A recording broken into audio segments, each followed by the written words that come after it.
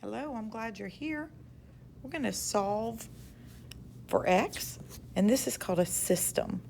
And so the best way I can see is if x equals this and x also equals this, well then that means they equal each other, right?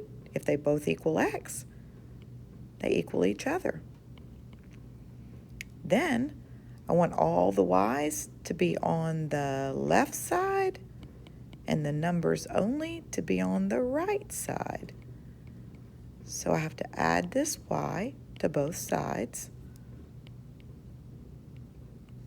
and I have to take this 1 away from both sides.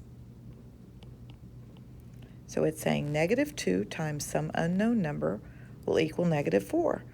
Well, then I can divide through by -2, and I end up with y equals a +2.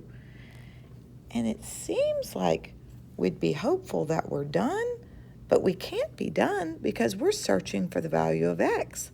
But we can most certainly take this y and place it in the equation because it said x would equal that.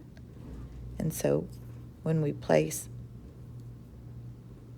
-3 minus y, we have -3 minus 2, which means x equals a -5.